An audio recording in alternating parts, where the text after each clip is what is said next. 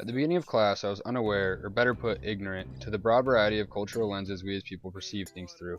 I never took the time to analyze why we interpret the world in such peculiar ways. I was content with ignorance. I was sedentary in my discovery for answers to why the world is the way it is. I was completely unaware of the conception of cultural products. Boy, how the times have changed.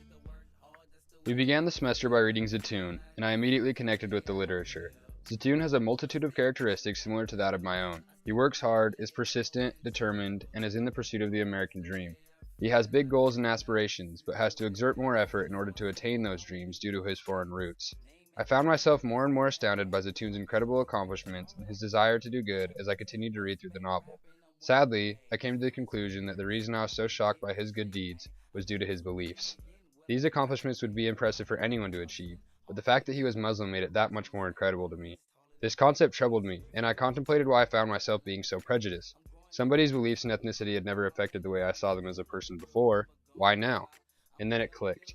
I realized that because of where I am from and where I was raised, I ignorantly became prejudiced towards Muslims.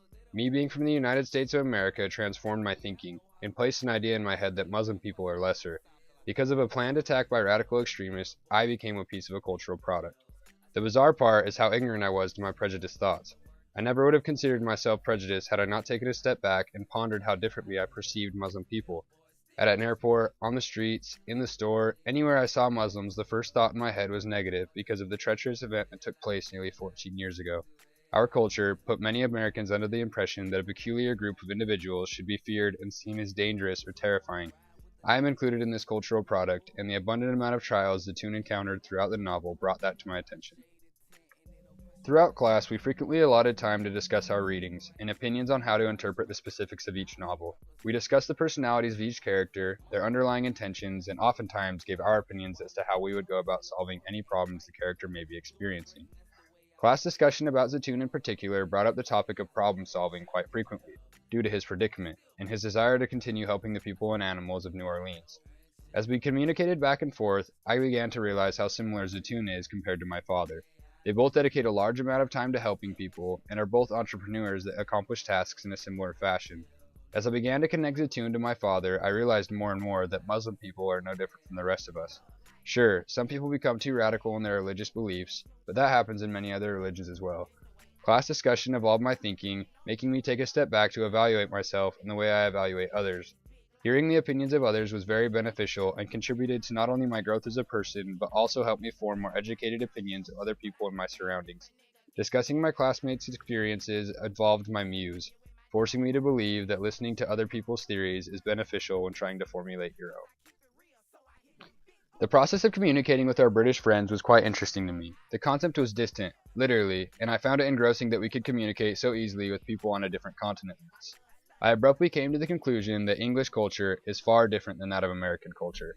My stereotypical thoughts of the proper English community were also put to rest in a hurry, partly attributed to the reading of Among the Thugs, but communication with our British peers swayed my opinion even further.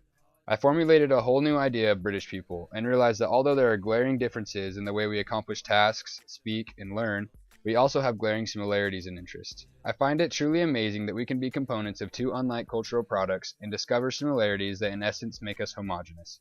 Speaking with our British peers helped me understand a broader variety of people, opened my mind, and made me more accepting of other individuals' different beliefs and ideas. It made me realize that although there may be glaring differences between my peers and I, there will always be a few similarities, and the differences deserve acceptance also. They say change develops growth as a person. Perhaps speaking with abnormal people from yourself promotes growth as an individual also. At the quickly approaching conclusion of this class, I now have a clear understanding of who I am and where I'm from. I understand that my views on current issues will likely differ from someone else's, and I now attribute these everlasting differences to the large array of cultural products we are affiliated with. Men raised in New York will likely differentiate from men raised in Utah. It's just the way the cookie crumbles. Studying literature opened my mind and taught me about the prevalent differences we'll likely encounter with those from foreign cultures. I learned how certain ethnicities are treated in other countries, what social standards are upheld, and that the British love to drink alcohol at soccer games. Discovering the cultural sunglasses we wear gave me a deeper understanding of literature, people, current issues, and how cultures are integrated into society.